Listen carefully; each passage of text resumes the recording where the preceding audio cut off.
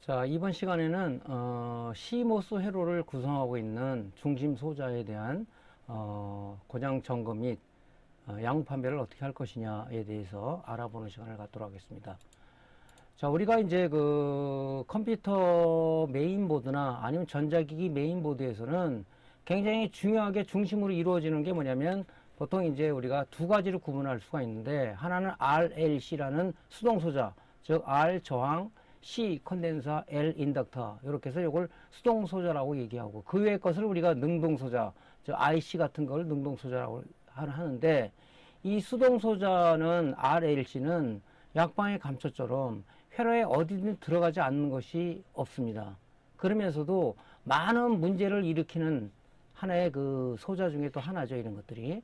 특히 여러분들이 이제 TV나 아니면은 모니터 수리를 해보신 분들은 아마 많은 경험하셨을 텐데, 어떤 칩 콘덴서에 쇼트가 많이 발생이 되죠. 또 저항이 어떤 전소가 되거나 아니면 쇼트가 되거나 또 이런 냉라이 발생하거나 이런 걸 많이 보실 겁니다. 또 인덕터 같은 경우는 안에 내부에 그 구리선에 입혀진 에나멜이 벗겨짐으로 인해서 어떤 그 코일의 어떤 절연 파괴가 되는 그런 현상들을 많이 봐서 회로의 어떤 오동작을 일으키는 것들을 굉장히 많이 보셨을 거예요. 그래서 특히 이제 우리가 이제 메인보드 수리함에 있어서 RLC의 고장도 의외로 많습니다. 그래서 그 부분을 중심을 이루어지는 소재에 대해서 한번 공부해 보도록 하겠습니다. 자, 그럼 저항의 양부 측정법부터 먼저 알아보고 다음 강의를 진행하도록 하겠습니다. 저항은 전자 회로를 구성하는 필수 소자인 R, L, C 수동 소자의 하나로서 없어서는 안 될 소자로 전기의 흐름을 방해하는 역할을 하는 것으로 PCB에 저항표 기명이 R로 마킹되어 있다. 다양한 형태의 저항이 있으며 PC 메인보드에서는 주로 SMD 칩 저항을 많이 사용하며 칩 저항 규격은 소자의 표기명이 레이저 각인되어 있어 표기명을 보고 저항 규격을 빨리 파악하는 훈련이 필요하며, 그래야 양부 판별 시 측정값과의 오차를 적용하여 저항 양부 판별이 가능하다. 그리고 칩 저항 소자 표기명으로 용량이 계산 안 되는 소자는 칩 저항 예외 표기 코드북을 활용하면 규격을 알 수 있다. 간혹 메인보드 제조사에 따라 SMD 칩 저항에 용량 표기가 없는 경우가 있는데, 이럴 경우 해당 모델에 대한 보드뷰를 참조하여 보드뷰에 표기된 용량과 측정된 용량을 비교하여 양부 판별하면 된다. SMD 칩 저항의 불량 유형으로는 전소, 쇼트, 열화, 냉납이 많고, SMD 칩 저항 양부 측정 계측기로는 디지털 멀티미터를 주로 사용한다. SMD 칩 저항의 양부 측정 방법으로는 디지털 테스터기, 저항 모드로 설정 후 칩 저항 양단에 흑색 프로브와 적색 프로브를 접속 시 칩 저항의 표기된 값과 측정값이 거의 일치하면 양품이다. 자, 요것은 뭐 여러분들이 그 TV나 아니면 모니터 수리해보면서 많이 알 그런 내용이라고 판단이 됩니다. 하지만 복습 차원에서 말씀드리면, 아직까지도 초보 입문자들은 이런 부분에 대해서 잘 인지를 못하는 경우가 있어서 다시 한번 말씀을 드리겠습니다. 메인보드에 사용되는 저항은 주로 이제 많은 저항의 종류가 있어요. 뭐 우리 SMPS 같은 데는 이런 이제 탄소 피막 저항도 쓰는데, 메인보드에서는 주로 이제 이렇게 SMD 칩 저항을 많이 써요.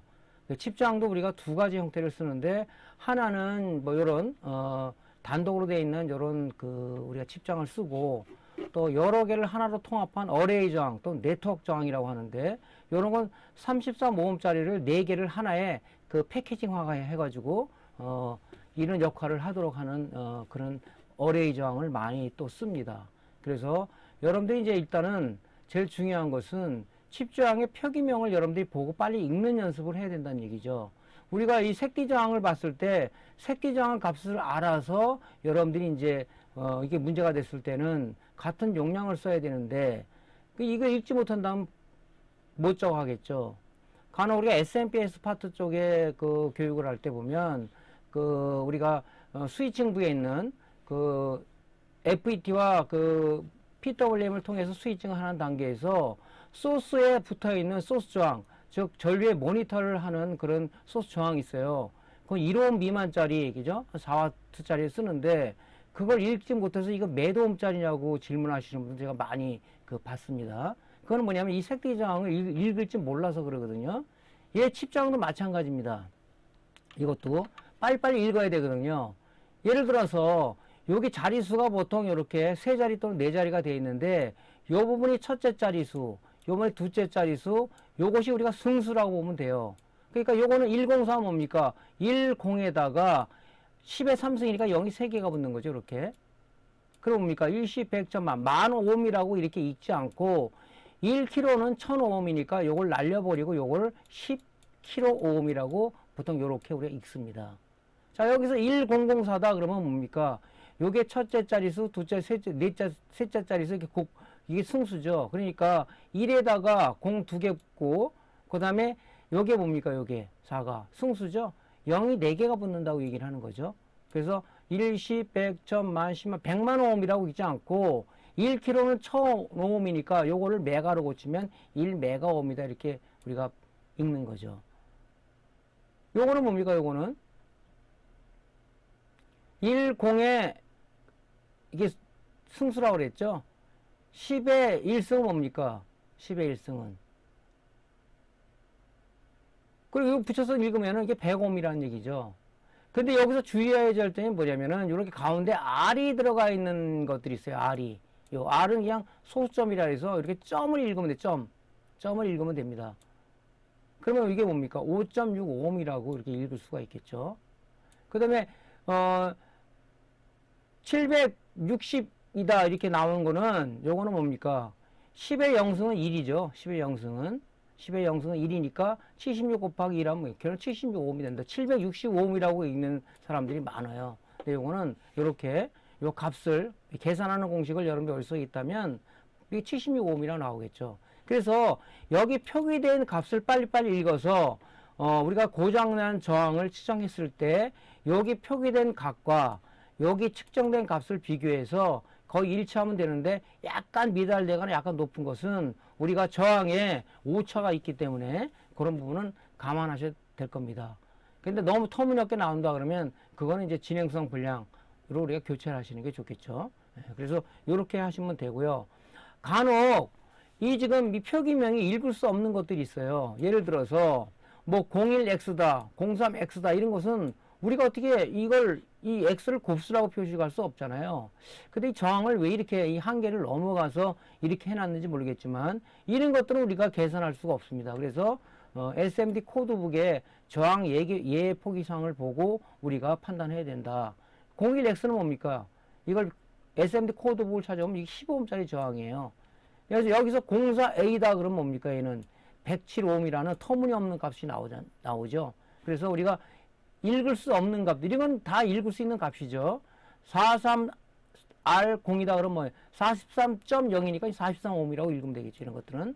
그래서 이런 읽지 못하는 것들은 우리 공식 카페에 보면은 SMD 코드북 이를 많이 올려놨고 어떻게 읽는 건지를 많이 했으니까 네이버 카페에 우리 들어가시면은 이런 게 있으니까 다운을 받든가 그 부분을 참조해서 보시면 될 것 같습니다.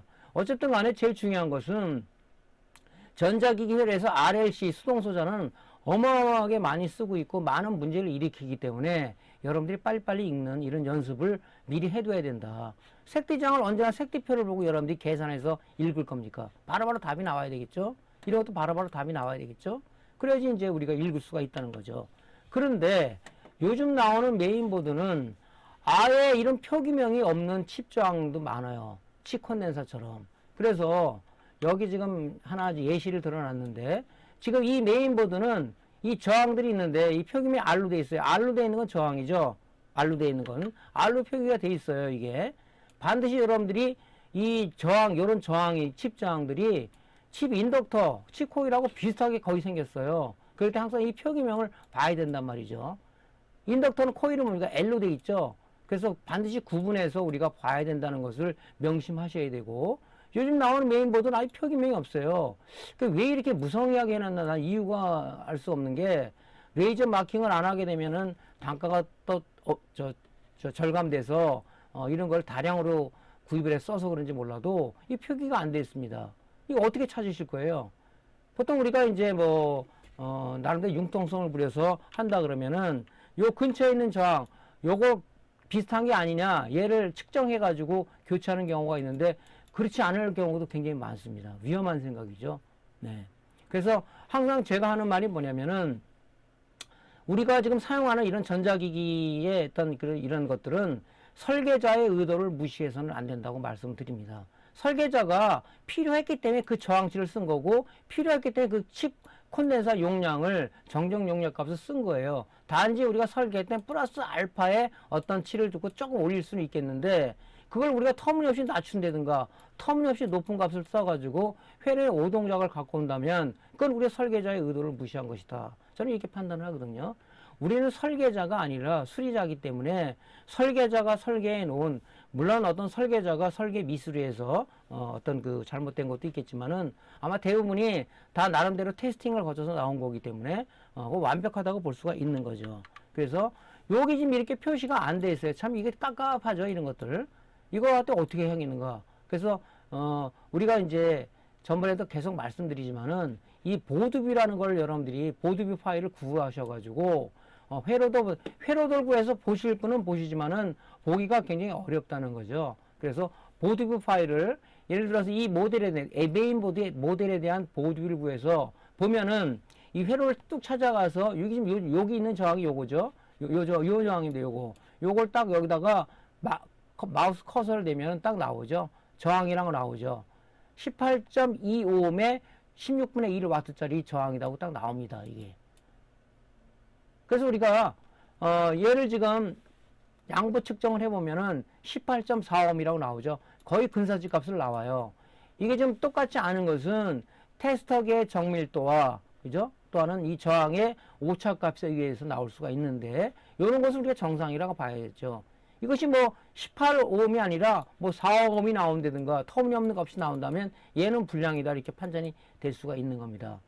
그래서 여러분들이 어쨌든 간에 지금 입문하시는 분이든가 아니면 현재 수리를 지금 실무에서 수리를 하고 계신 분들도 이 보드뷰라는 파일을 구하면은 좀 더 우리가 편하게 회로 해석하는데 많이 도움이 되겠다. 우리가 수리하는데 제일 중요한 게 뭡니까? 여러분들한테 항상 누누이 얘기하지만은 SMPS를 수리한다 그러면 SMPS에 대한 블록별 회로 해석에 대한 그런 명확한 그 이해가 여러분 머릿속에 있어야 되겠죠. 메인보드도 마찬가지입니다. 지금 CMOS 회로를 공부하고 있는데 CMOS 회로는 무엇을 위한 회로인가? 그 다음에 어떤 중요 소자로 이루어져 있고 회로는 어떻게 연결되어 있는가? 이런 걸 알아야지 수리를 할 거 아니겠습니까? 근데 보드뷰는 이 지금 만약에 회로를 점검한다 그러면은 어디 연결된 게 쭉 나오죠.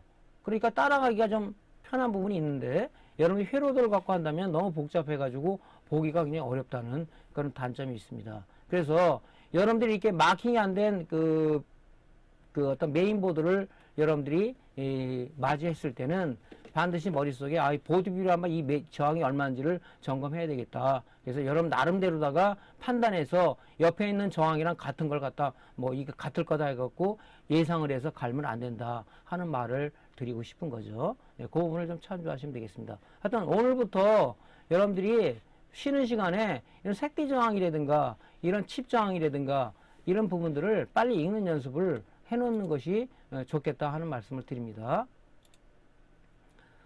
자, 그 다음에 이제 우리가 수동 소자 중에서도 빼놓을 수 없는 게 우리가 이제 이 컨덴서죠. 캐패시터라고 하는 건데 얘는 또 어떻게 양부 측정하는가 한번 알아보도록 하겠습니다.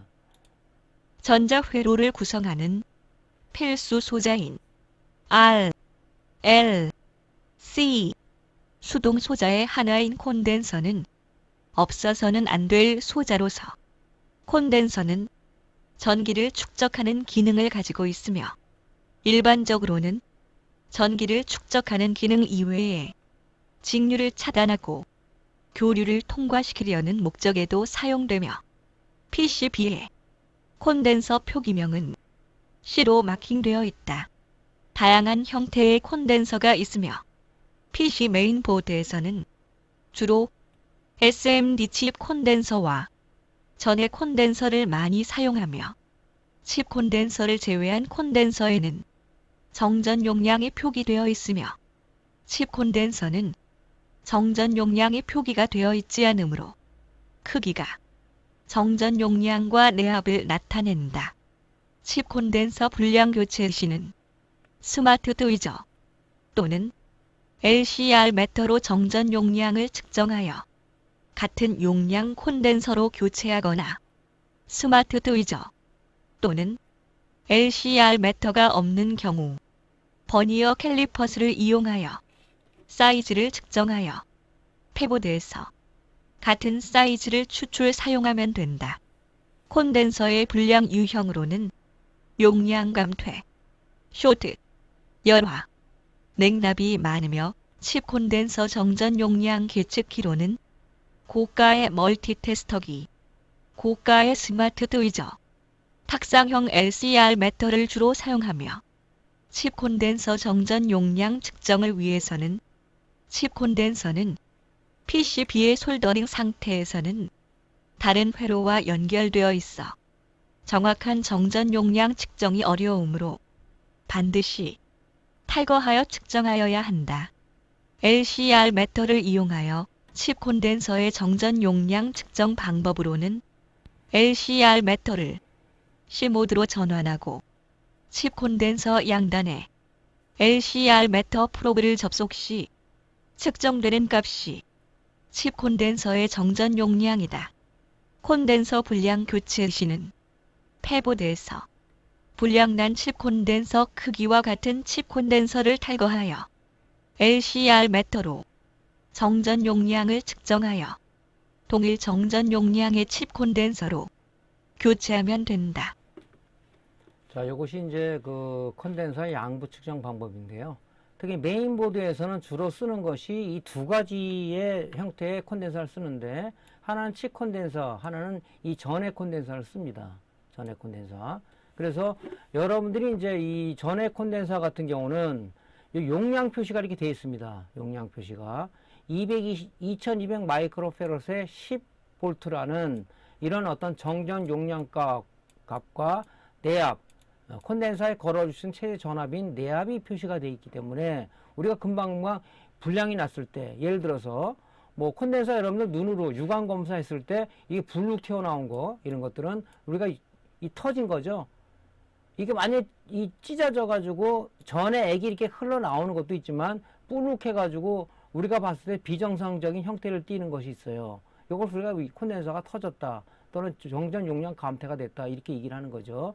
전해 콘덴서 같은 건 안에 이 유전체가 전해 액이라는 게 들어있기 때문에 얘가 온도나 과전압을 걸러주게 되면은 여기 전해 액이 끓어서 가스가 발생돼서 이렇게 푹 튀어나와서 이 전해 액이 빠져나가게끔 만들어 놨죠.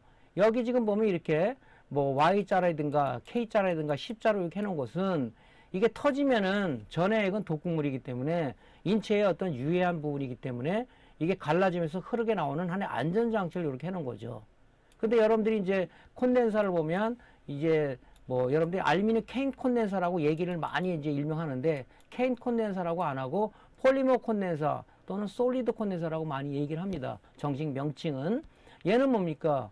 안에 얘는 액체 전해질이 들어가 있지만 얘는 고체 전해질이 들어가 있어요. 그래서 이렇게 터지는 경우는 없고 여기 방폭변도 없습니다. 얘네들은. 이 문제가 뭐냐면 얘가 문제가 되면 이 밑으로 이 고무 베이킹이 밑으로 빠지는 현상이 주로 많아요.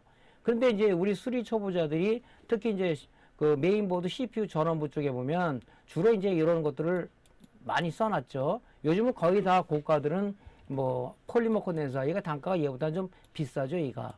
그래 이걸 쓰는데, 그렇지 않은 건 이제 전에 그 CPU 전원부는 전부 다 이제 일단은 양질의 전기를 우리가 공급하기 위해서 폴리머 콘덴서를 많이 써놨습니다.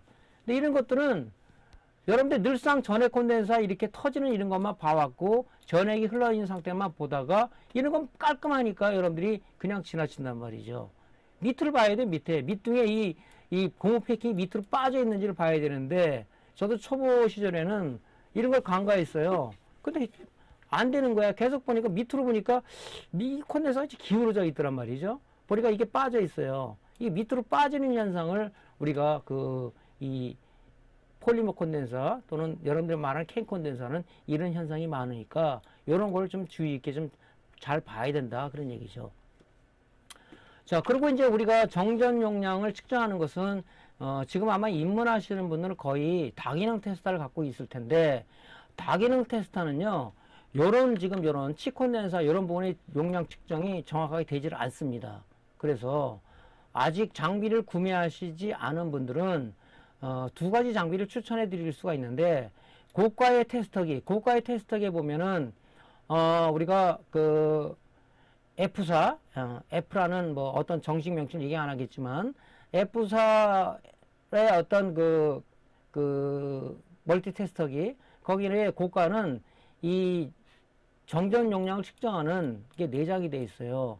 고가의 어떤 테스터기를 구매하든가 좀 더 좋은 것은 이 LCR, 탁상형 LCR 메터를 사시는 게 좋습니다. 왜냐면은 요것은 이제 콘덴사 정전 용량을 정확하게 측정해 주지만은 인덕턴스, 즉 코일의 인덕턴스 값을 우리가 정확하게 측정할 수가 있다. 이런 것들은 안 되죠. 그래서 약간의 좀 돈을 절약했다가 LCR 메타를 여러분들한테 구입하시는 것을 추천을 드립니다.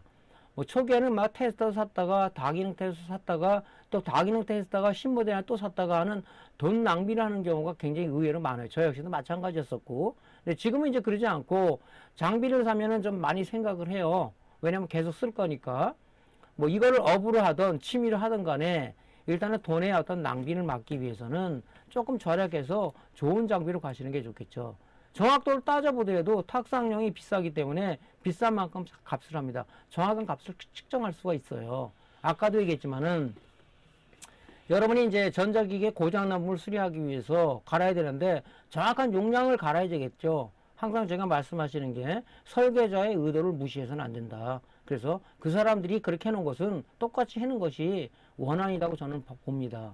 그래서 이 탁상용 LCR 메타를 구매를 하시는 게 좋을 것 같은데 뭐 비싸면 뭐 40만원, 100만원짜리도 있고 그래요. 그래서 아니면 뭐 중고 장비도 뭐 이런 옥션이라든가 온라인 사이트에 보면은 이제 장터에 많이 올라온 것들이 있거든요. 그런 부분들을 잘 조율을 해가지고 구매하시는 것도 괜찮을 것 같습니다. 어쨌든 간에 이 콘덴사는요 모든 전자기기에서 아주 말썽을 부리는 놈의 하나예요. 이놈 자식이. 그러니까 아주 골치가 아파요. 얘네들은. 그리고 표기명도 없어요. 지금. 이런 우리가 전해 콘덴사 같은 표기명이 있어서 금방 알지만 얘는 표기명이 없습니다. 그래서 이 크기하고 사이즈가 크기하고 사이즈가 얘가 우리가 용량과 어떤 내압을 나타내는 거다. 그렇게 얘기를 하는 거죠. 가로 몇 센치, 세로 몇 센치. 요것이 이 크기가 용량과 내압을 나타내는 겁니다. 그래서 뭐 나름대로 눈대중으로다가 그냥 이거 비슷한 거에 갈아 끼우면 되겠지만은 뭐 그래도 큰 문제는 없겠지만 중요한 것은 설계자의 의도대로 하는 게 좋겠죠. 그래서 요런 장비로 측정해서 하는 것이 좋은데 그렇지 않을 경우는 뭡니까? 이 크기가 그죠? 가로와 세로의 크기 요것이 우리가 용량과 내압을 나타낸다는 거니까 이 버녀 캘리퍼스라는 게 있어요. 요 가로와 세로를 잴 수 있는 요런 걸 해서 패보드에서 그런 거를 같은 크기를 구해서 교체하는 게 좋겠죠. 그리고 이제 칩 콘덴사는 우리가 셀러한테 주문할 때 뭐 10개, 5개, 이렇게 뭐 20개는 안 돼요. 한 패키지 단위로 우리가 이거를 판매를 하기 때문에 굉장히 그렇다고 해서 뭐 자주 쓰는 것도 아닌데 이런 용량이 굉장히 다양하기 때문에 그걸 패키지로 구매해서 쓰기는 조금 우리가 좀 문제가 있지 않느냐. 그래서 보통 이제 패보드에서 비슷한 용량, 이런 지금 LCR 메타 측정 값과 비슷하거나 약간 높거나 약간 좀 낮은 것들, 뭐 정확하게 똑같은 용량이 나오면 좋겠지만 그런 걸 우리가 찾아 쓰는 겁니다.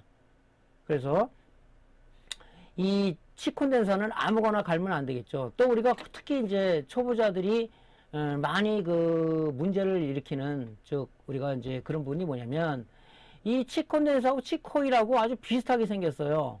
그래서 콘덴서는 C로 표기가 돼 있고, 인덕터, 우리 코일을 우리가 인덕터라고 얘기하는데 걔는 L로 표시가 돼 있죠. 이 마킹을 정확하게 보셔야 돼요. 근데 초보다는 얘를 패스해버려. 그러니까 갖다 막 콘덴서 자리에 코일을 끼거나 코일 자리에 콘덴서를 끼는 경우가 있습니다. 작동이 되겠습니까? 문제가 당연히 오동작이 되겠죠. 자, 그래서 반드시 우리가 PCB의 마킹 부분을 판단해서 얘가 뭐 예를 들어서 콘덴서인지 인덕터인지 이런 부분들을 정확하게 해서 교체를 해야 되겠다. 그래서 콘덴서에서 많은 불량을 일으키는 부분이 이제 뭐냐면요. 쇼트가 많습니다. 쇼트가. 여기 지금 이 표기명이 지금 C라고 돼 있죠. 여기 C? 이 콘덴서잖아요. 얘를 우리가 이제 다이오드로 해서 0V 전압 강화를 나온다는 얘기는 결론적으로 이 철선으로 동작했다는 얘기죠. 철선으로. 그러니까 뭡니까? 콘덴서의 기능을 상실해버렸다. 그러니까 얘가 만약에 한쪽이 VCC 라인이고 한쪽이 그라운드 라인이었다. 철선이 쇼트가 되니까 뭡니까?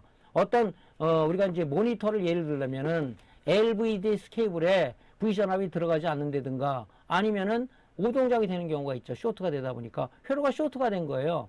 플러스 마이너스 쇼트가 되면 어떻게 되겠어요? 합선된 거죠. 그래서 이런 쇼트가 많습니다. 콘덴서를 여러분 측정했을 때는 초보자들은 이게 실장 상태에서 막 측정을 하는데 측정 상태에서는 안 돼요. 왜냐하면 콘덴서는 회로가 연결되어 있기 때문에 정상적인 정정 용량 값을 측정하기가 어렵습니다. 그래서 반드시 이렇게 탈거해가지고 쇼트가 됐다 그래도 다른 것 때문에 얘가 쇼트로 나오는 경우도 있어요. 그럼 얘를 떼어가지고 이렇게 측정을 해봐야 돼요. 근데 이렇게 떼어서 측정할 때 어떤 문제가 발생이 됩니까? 여러분 많이 경험하실 텐데 이렇게 콘덴서가 치콘덴서가 워낙 작기 때문에 측정하다 얘가 날아가 버려요. 튀어버립니다. 튀어버리면 여러분 바닥에 떨어진 거 찾을 수 있어요?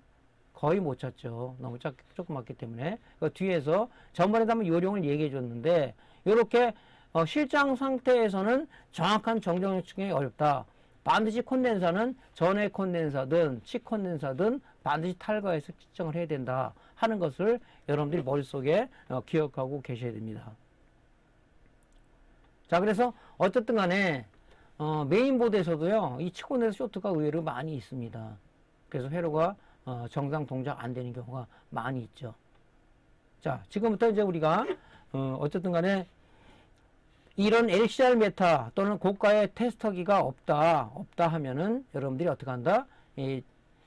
살 장비가 없다 그러면 버녀 캘리퍼스 하나 정도는 구매를 하세요. 하는데 보통 이렇게 디지털 형태가 있고 이런 그 디지털 수동으로 하는 게 있는데 디지털 요 버녀 캘리퍼스는 좀 고가를 사시는 게 이 정확한 값을 측정할 수 있어요. 저가들은 이게 정확하지는 않습니다. 그래서 저는 이제 수동으로 갖고 있는데 눈금자는 읽는 거죠. 그래서 요거는 갖고 있으면은 전해 콘덴서를 우리가 주문할 때나 할 때도 필요합니다. 왜냐하면 예를 들어서 2200 마이크로페럿 10볼트라도 이 높이가 이게 높은 게 있고 낮은 게 있어요. 또는 이 콘덴서 지름이라고 그러죠. 이 지름이 큰 게 있고 지름이 작은 게 있어요. 그래서 특히 이제 모니터 수리할 때 AD 보드에서 이게 주문했는데 조그만 걸 해야 되는데 큰 게 왔어요. 그러면 우리가 그 샤시 뚜껑이 안 닫아지죠. 그래서 전해 콘덴서 주문할 때는 반드시 가로 세로 높이 그 다음에 이 지름 이거를 우리가 판단해서 주문을 하셔야 됩니다. 그때 이제 이런 버녀 캘리퍼스를 쓰시면은 좋겠죠. 콘덴서 같은 높이가 아니잖아요. 똑같은 용량이라도 높이가 키가 큰 게 있고 작은 게 있고 이 지름이 넓은 게 있고 작은 게 있으니까 그런 부분들을 여러분들이 요 버녀 캘리퍼스라는 장비를 이용해서 주문하시면 좋을 것 같습니다. 자, 지금 요걸 잘 명심을 하셔야 됩니다, 여러분들. 자, 우리가 이제 그 LCR 메타나 아니면 다른 이제 그걸로 측정할 때 이제 중요한 게 뭐냐면은 이 콘덴서는 그죠? 콘덴서는 실장 상태에서 측정이 어렵다 그랬죠? 그럼 어떻게 해야 되는지 한번 알아봅시다. 칩 콘덴서는 회로와 연결되어 있으므로 실장 상태에서는 정확한 정전 용량 측정이 어려우므로 정전 용량을 측정하거나 쇼트 여부를 정확히 판단하기 위해서는 PCB에서 탈거하여 측정하면 되는데 칩 콘덴서는 크기가 작아 열풍기를 이용하여 탈 것이 바람에 의해 날아갈 수 있으며 또한 탈거한 칩 콘덴서의 정전 용량 측정 또는 쇼트 여부를 측정하기 위해 LCR 매터 프로브를 칩 콘덴서 양단에 접속 시 힘에 의해 날아갈 수 있으므로 인두기를 이용하여 칩 콘덴서가 솔더링 되어 있는 칩 콘덴서 양단의 한쪽만 회로에 재솔더링할 경우 칩 콘덴서가 PCB 회로에 고정되어 측정하기가 용이하다. 자, 많은 경험했다고 제가 말씀드렸죠. 저도 마찬가지고. 지금도 그래요. 뭐 노트북 같은 거 만지다가 이걸 툭 건드려가지고 떼가지고 하다 보니까 날아가가지고. 왜냐면 테스터기 양단 프로브를 댔을 때 약간 그 접촉 불량을 우리가 유발을 방지하기 위해서 약간의 힘을 주는데 튀어버린단 말이죠. 찾지를 못하겠어요. 그렇다 그러면은 궁예주책으로다가 이제 비슷한 거를 찾아서 해야 되는데 또 그게 또 마침 없는 경우도 있단 말이죠. 그래서 요령은 뭐냐면 특히 초보자 뭐 전문가들도 마찬가지죠. 요렇게 붙어 있으면은 요렇게 지금 붙어 있잖아요. 여기서 실장 상태에서는 정확한 정전력 측정이 어려우다 보니까 요거를 한 단자를 떼어가지고 요 한 단자에다가만 우리가 솔더링 하는 겁니다. 이렇게 띄죠. 양쪽으로. 그럼 요 단자에서 한쪽만 끼면은 단자 한쪽이 떨어져 있을 거 아닙니까? 요상 측정하면 정확하게 측정이 나오겠죠. 이렇게 떼어가지고 여기 지금 붙어 있는 거를 이쪽 옆으로 한 단자만 솔더링 한 겁니다. 그래서 측정했을 때 정확한 정전력 측정 값을 알 수 있다. 또 쇼트가 났지만은 다른 거 쇼트로 해서 얘가 쇼트로 판정되는 경우가 있거든요. 요렇게 했을 때 얘는 쇼트가 아닌 값으로 나올 수가 있어요. 그랬을 때는 다시 붙여놓고 다른 쪽을 띄거나 이런 식으로 우리가 하면 되겠죠. 여러분 이해되시죠?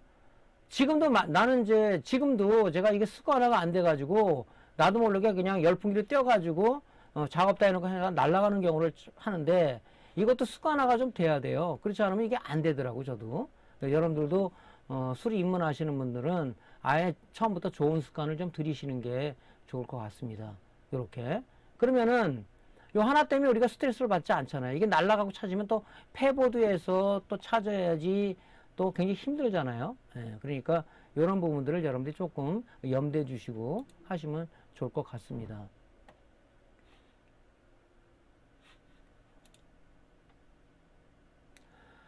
자, 그 다음에 이제 우리가 전자기기에서 뭐 냉장고, 에어컨, 뭐 TV, 모든 전자기기에는 이 수정 발진자라는 게 들어가 있습니다. 얘도 뭐 큰 문제를 일으키는 것은 아니지만 요거에 문제가 되는 경우도 있거든요. 자, 그럼 크리스탈, 수정 발진자라는 것은 어떻게 양부 측정을 하는지를 한번 알아보겠습니다. 크리스탈이란 수정 발진자라고도 불리우며 이것은 천연 혹은 인공 수정 결정을 특정 각도에서 잘라낸 수정편에 전극을 부착한 것으로 전극에 전원을 인가하면 전기의 세기에 따라 고유한 진동을 하게 되는 원리를 이용한 것이다. CPU를 비롯한 특정 소자는 일정한 간격의 전기적 펄스, 즉 클럭에 동작 신호를 실어 동작을 하는데 이러한 클럭을 제공하는 것이 수정 발진자이다. 수정 발진자가 동작을 하기 위해서는 수정 발진자에 VCC 전압을 인가해 주어야 수정 발진자가 가지고 있는 고유의 전기적 펄스를 소자에 공급하는 것이다. 크리스탈은 VCC 전압이 정상이라고 해도 크리스탈에 표기된 클럭 주파수가 오실로스코프로 검출이 되지 않는다면 크리스탈은 불량으로 판정되므로 반드시 파형을 측정하여 양부를 판정하는 것이 매우 중요하다. 수정 발진자의 클럭을 측정하는 계측기로는 오실로스코프, 주파수 카운터, 다이용 크리스털 테스터기 등이 있으며 주로 오실로스코프를 많이 사용한다. 수정 발진자의 주요 불량 발생 유형으로는 냉납, 쇼트가 많으며 오실로스코프로 파형을 측정하는 방법은 오실로스코프의 전압 구간과 파형 구간을 적절히 설정하고 메인보드의 전원을 인가한 후 오실로스코프 프로브, 접지 악어 클립을 접지에 접속하고 프로브를 크리스탈 리드에 접속 시 일정 파형이 검출되면 양품이다. 자, 이것이 이제 크리스탈의 양분 판별법입니다. 여러분들이 메인보드를 잠깐 보면요. 메인보드에 보면은 크게 이제 크리스탈이 두 개가 있어요. 하나는 여기 이쪽에 보면 32.768kHz라는 사우스 브리지용 이 크리스탈이 있고요. 맨 위에 보면은 보통 14.318MHz의 수정 발전자가 하나 있습니다. 얘는 뭐냐면은 여기 지금 클럭 제너레이터라는 게 있는데 이 14.318을 클럭 제너레이터가 주파수 분할을 해서 뭐 각종 필요한 뭐 이쪽 CPU라든가 뭐 노스브리지라든가 이런 쪽에 공급하기 위해서 여기 하나가 있는 건데 지금 이제 우리가 부팅 및 시모스 에러에서는 요 32.768kHz의 우리가 그 클럭 수정 발전자가 있다 이렇게 보는 거죠. 그래서 얘 지금 수정 발전자는 그렇게 분량이 많은 소자는 아닌데 이쪽 지금 메인보드 수리를 하다 보면은 주로 나오는 분량이 뭐냐면 요 냉납이 주로 많이 나옵니다. 여기 지금 리드 두 개가 냉납이 되어 있는데 이건 보통 이제 SMD 타입보다는 IMD 타입으로 많이 되어 있어요. 이렇게 리드 이거 IMD 타입이죠. IMD 타입. 이렇게 SMD 타입을 요쪽에는 쓰는데 주로 이제 쓰는 것이 IMD 타입 많이 써요. 뭐 요즘 나오는 건 SMD 타입 쓰는데 그래서 요 리드에 냉납이 나는 경우가 많이 있습니다. 왜냐면 크리스탈은 여기 서두에 설명했지만은 양단의 전압을 가해줘야 수정 발전자가 그때부터 클락을 우리가 발생시키기 시작하죠. 예. 그래서 수정 발전자는 쉽게 말해서 뭐냐면은 도로의 신호등이다 보면 돼요. 신호등. 파란불엔 차가 가겠죠. 그 다음에 뭐 좌회전 신호일 때는 어떻게 갑니까? 좌회전으로 가겠죠. 뭐 빨간불에 쓰겠죠. 그런 신호에 의해서 차들이 가거나 서거나 뭐 좌회전하거나 우회전하거나 하겠죠. 그런 부분들을 우리가 지시해 주는 것이 이제 크리스탈인데 이런 이제 전자 소자들은 자기 혼자 동작을 못하니까 이 클락에 자기 동작 신호를 실어서 동작을 한다. 클락이 없다 그러면 아마 현장이라고 동작을 안 하겠죠. 왜? 도로에 신호등이 없다고 생각해 보세요. 뭐 차가 서로 가려고 하다 이리 부닥치고 저리 난리 나겠죠. 그래서 뭐 그런 거랑 비유를 하시면은 좀 뭐 정확하지 않을까 생각이 듭니다. 자, 그래서 크리스탈은 두 가지를 측정해야 돼요. 전압만 측정하는 것이 아니라 전압을 가했을 때 어떤 정상적인 파형이 나오고 있는가를 우리가 판정을 해야 됩니다. 자, 그래서 우리가 이제 디지털 테스트하기로 전압을 측정할 때는 이쪽에 리드를 대면은 보통 뭐 1V 이상이 나와요. 어떤 거는 뭐 메인보드가 틀린데 뭐 1V 미만이 나올 수도 있고 1V 이상이 나올 수도 있습니다. 전압이 일단 나오면 정상이에요. 네. 이것이 냉납이 났다 전압이 안 나오겠죠. 그래서 여러분들이 이렇게 전압을 한번 측정해보고 그 다음에 뭘 재겠어요. 뭘. 이 지금 수정 발전자는 소자의 어떤 얘가 하는 역할이 뭐죠? 클락을 갖다 발생시키는 거잖아요. 그죠? 그러니까 됐을 때 오실로스코프로 됐을 때 이런 파형이 지금 정상적으로 고르게 나오고 있느냐 이걸 봐야 돼요. 이 정상의 파형이죠. 고르게. 근데 파형이 뭐 이렇게 나왔다 이렇게 나왔다 이렇게 나왔다 뭐 이렇게 왜곡이 된다 그러면 문제가 있는 거겠죠. 이게 31.768kHz라는 이런 정확한 이런 고름 파형이 지금 여기서 출력되고 있는지를 우리가 오실로스코프로 즉 파형을 측정해야 된다. 보통 초보자 같은 경우는요, 그냥 전압만 재는 거지, 전압만. 그래서는 안 된다는 얘기지, 이게. 자, 그래서 이제 여러분들이 이제 이런 이론이 필요한 것이 그거예요. 이 소자 역할이 뭐냐, 얘가 뭘 하기 위해서 필요한 것이냐, 이런 부분들 알면은 이제 이렇게 전압만 재는 이런 그 불상사는 사전에 막을 수가 있겠죠. 반드시, 파형도 크리스탈은 파형을 제공하는 거니까 클락을 제공하는 거니까 이런 파형을 우리가 봐야 된다 하는 것을 갖고 이렇게 측정하시면 될 것 같습니다. 그리고 여기 지금 표기명이 정확하게 뭐 30.768, 14.318 메가이 나오는 것도 있는데 이상한 표기명으로 되어 있는 것들이 있습니다. 이런 것들이. 특히 이제, 그래픽 카드나 이런 데 보면은 뭐 좀 특수하게 되어 있는 것들이 있어요. 그런 것들은 여러분이 데이터 시트를 좀 찾아보셔야 되겠죠. 근데 거의 여러분들이 표기명이 이렇게 거의 정상적으로 되어 있는 것들이 많을 겁니다.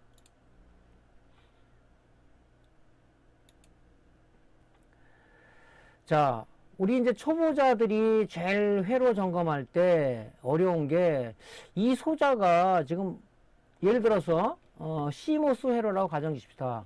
그러면은 이것이 어느 회로가 연결되어 있는가? 물론 뭐 여러분들이 보드뷰를 통해서 볼 수가 있겠지만 그런 것도 구할 수가 없다. 그러면은 쭉 어떤 그 소자와 예를 들어서 여기 스위칭 다이오드와 연결된 부분이 어떤 부분인가를 이렇게 찾으려고 할 거 아니에요. 그러면은 그 주의를 갖다가 여러분들이 보통 뭐 디지털 테스터의 부자 모드로 놓든가 아니면은 다이오드 모드로 놓고 쭉 찾아서 그거 하는데 그게 사실 어렵거든요. 그래서 초보자를 위해서 특정 소자와 연관된 회로를 쉽게 찾는 노하우를 한번 말씀드려 보도록 하겠습니다. 메인보드 고장 점검 및 수리 시 관련 회로도가 있으면 참조하여 수리를 진행하면 되지만 대부분 회로도가 제품에 따라 많이 공개가 안 돼 있는 현실을 감안할 때 수리 경험이 많으신 분은 소자와 연관된 회로를 찾는데 어려움이 없겠지만 초보 입문하시는 분들께는 조금은 힘든 과정일 수도 있다. PCB 기판을 보면 회로 패턴이 잘 보이는 제품도 있지만 PCB 기판에 도포되어 있는 솔더 마스크 잉크색에 따라 전혀 회로가 보이지 않는 메인보드 제품도 많다. 이러한 경우 디지털 테스터기, 프로브 측정핀에 착탈할 수 있는 솔더 어시스트 브러쉬 부분을 절단하여 간단한 지그를 제작하여 테스터기 프로브 측정핀에 장착하여 연관 회로를 쉽게 역추적할 수 있다. 제작 방법은 솔더 어시스트 수공구 중 브러쉬가 장착된 수공구에 브러쉬 목 부분을 니퍼로 자르고 자른 부분 끝을 롱노우즈 플라이어로 펴주어 테스터기 측정핀에 잘 삽입되도록 조정한다.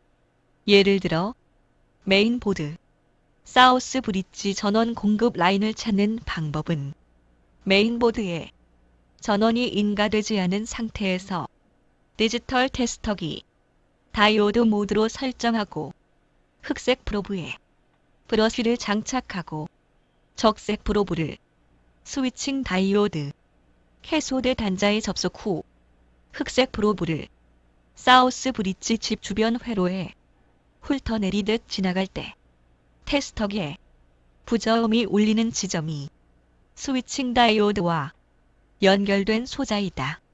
부저음이 울리는 주변을 찾았다면 브러쉬를 테스터기 프로브에서 제거한 후 적색 프로브를 스위칭 다이오드, 캐소드 단자에 접속 후 흑색 프로브를 부저음이 울렸던 지점의 소자에 각각 접속하여 스위칭 다이오드 캐소드와 연결된 정확한 소자를 찾는다. 자, 요것이 이제 우리가 초보자도 마찬가지고 전문자도 좀 전문가 부분들도 요 부분을 좀 이용하시면 좀 좋을 것 같아요. 제일 중요한 게 뭐냐면은 우리가 이제 이런 소자 회로를 찾는 것도 시모스 회로가 어떻게 동작이 된다, 어떻게 회로가 구성되어 있다는 것은 알고 있어야 되는 것이 선행 조건이겠죠. 그냥 아무데나 훑는 게 아니잖아요.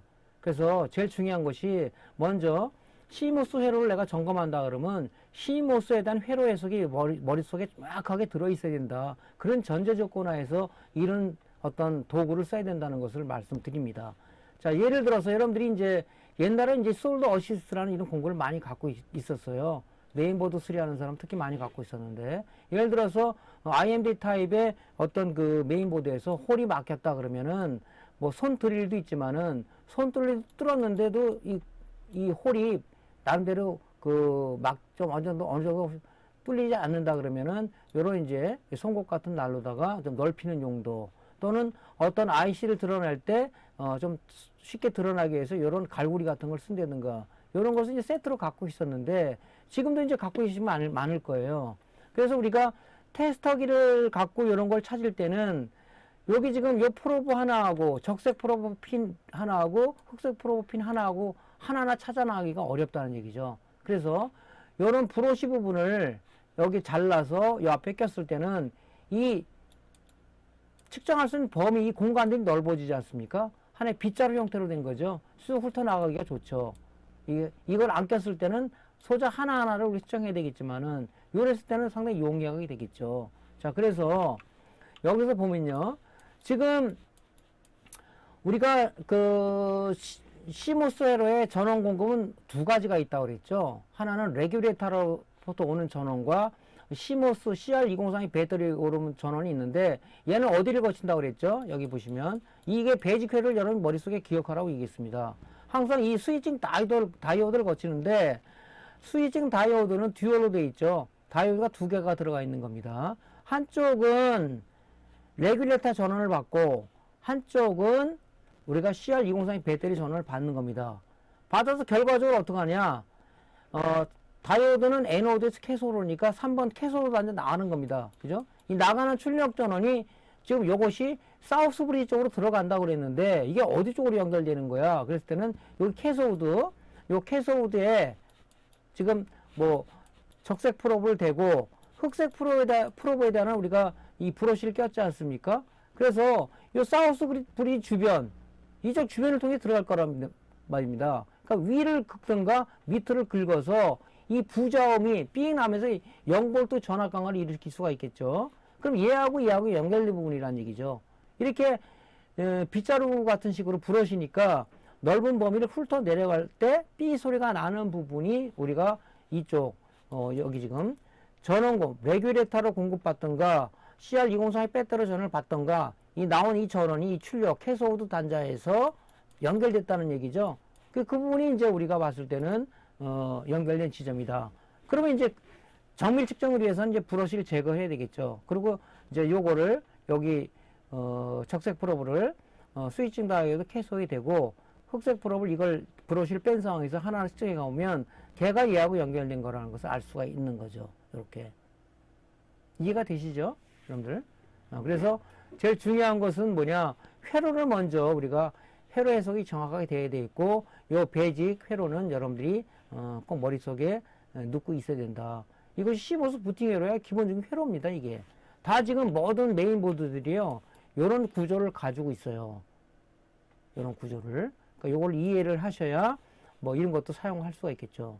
그래서 아마 지금도 그럴 거예요. 저도 지금 뭐 어디 고장 나면은 하나하나 찍기가 귀찮더라고요. 그때는 이걸 브러쉬를 장착해가지고 훑어드립니다. 근데 주의할 점이 뭐냐면 이것이 그 철사 형태로 되어 있기 때문에 힘을 줘서 긁게 되면 이 지금 패턴들이 이 패턴에 이 PCB에다가 우리가 얘 어떤 그 부식이라든가 이런 맞게 솔다 마스킹이 얘는 좀 파란색으로 칠해져 있는데 이 솔다 마스킹기가 벗겨질 수가 있는 겁니다.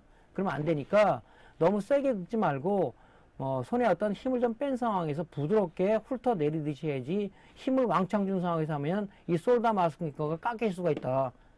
손상이 될 수 있다. 그런 부분들을 좀 여러분이 주의하시면 될 것 같습니다. 요거 안 만드신 분들은 오늘 한번 만들어서 한번 해보세요. 상당히 좀 편할 겁니다. 뭐 다른 뭐 좋은 지그를 여러분들이 아이디어를 착안해가지고 만든다면 더 좋겠지만 저는 지금도 이거 사용하고 있어요.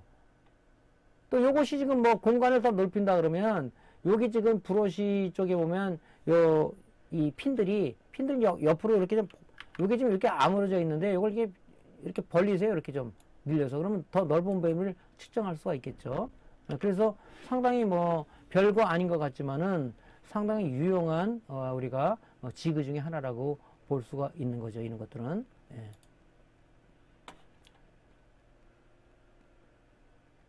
자, 그럼 우리가 특정회를 찾는 부분에 대해서 동영상으로 리뷰를 한번 해보겠습니다. 자, 이렇게 자르세요. 이게 이제 솔더 어시스트 갖고 계신 분들이 아마 거의 많을 거예요. 다 갖고 계실 거예요. 요거를 지금 이제 우리가 프로브 팁에 끼기 위해서 이걸 좀 약간 롱로즈 플라이로 좀 약간 좀 개선을 해야 되겠죠. 헐고 오면 안 되고 꽉 들어가게끔 좀 빡빡하게 여러분들이 좀 조정해 가면서 이걸 좀 만들어야 될 겁니다. 그리고 앞에 이렇게 딱 장착을 하세요. 착탈하게끔. 네, 만들어뒀죠. 이렇게. 한번 테스트를 해보세요. 이 접촉 불량이 있는지 없는지. 뭐, 여러분들이 이제 할 때는 뭐, 부저 모드는 어떤가, 다이오드 모드는 어떤가. 이랬을 경우는 이제 뭐, 제대로 됐겠죠.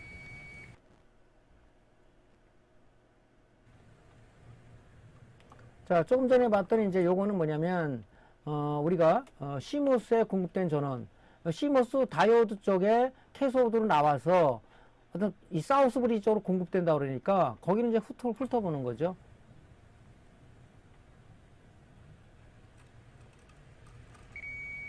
네, 이쪽 어디, 이쪽에 어디에 어떤 치콘덴서하고 연결된 것 같아요. 그죠? 여기서 소리가 안 난다 그러면 요 주변도 긁어보고 요 주변도 긁어봤을 때 소리 나는 부분을 찾으면 돼요. 아마 여기에 RTC 쪽에 VCC 전압으로 들어가는 부분일 겁니다. 이게. 자, 그러면 요거를 이 브러쉬를 빼고 다시 한번 측정을 해보는 거죠. 그런 식으로. 자, 요거는 이제 뭡니까? 모니터 쪽에, 우리가, LDO 레귤레이터하고 이쪽에 지금, 스케일러 쪽 연결 부분이 어떤 건가를 측정하는 거죠.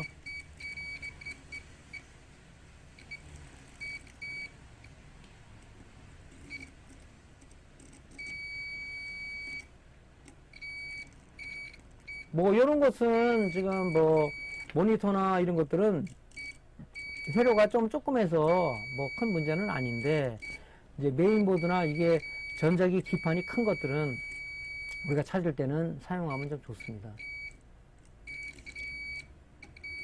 연결되는 게 상당히 많죠. 우리가 이제 전자회로에서 보통 이런 치콘덴서들이 쓰는 데가 보통 보면 뭐냐면은, 우리가 콘덴서는 이제 두 가지 역할을 이 보드에서는 많이 합니다. 하나는 우리가 이제 전기 저장용, 하나는 또 뭐예요? 또 노이즈 필터용. 저 VC와 그라운드 쪽에 많은 치콘덴이 붙어 있는데 노이즈를 갖다 우리가 차단하고 사폐하기 위해서, 즉 바이패스 시키기 위해서 많이 사용한다. 이렇게 보는 거죠. 자, 그래서 여러분들이 이제 이런 부분들은 하나 만들어서 오늘 한번 활용해 보세요. 그러면은 별거 아닌 것 같지만 상당히 여러분들한테 많은 도움이 될 거라고 저는 확신합니다. 자, 시모스 회로 쪽의 강의는 이제 여기서 이제 마칠 겁니다. 마치고요. 다음번 강의는 이제 우리가 드디어 이제 바이오스 회로 쪽으로 들어가는 겁니다. 그래서 일단은 지금 1강부터 쭉 이렇게 올려놨는데 중간에 들어오신 분들은 전기전자 기초과정을 모르면 반드시 전기전자 기초과정을 들으시고 이제 메인보드 1강부터 역행하지 말고 순차적으로 들어서 해야지 알 수가 있는 거지. 중간에서 들어오면은 여러분들 입에서는 반드시 어렵다 이런 내용이 나올 겁니다. 그러니까 지금 한 것들은 계속 반복해서 여러분들이 공부하면서 다음 단계 강의에 여러분들이 그 대비를 하시면 되겠죠. 자, 오늘 강의 듣느라 수고 많으셨고요. 구독, 좋아요 한 번씩 클릭해 주시기 부탁드립니다. 다음 시간에 다시 뵙겠습니다. 감사합니다. 구독, 좋아요, 알림 설정 부탁드립니다.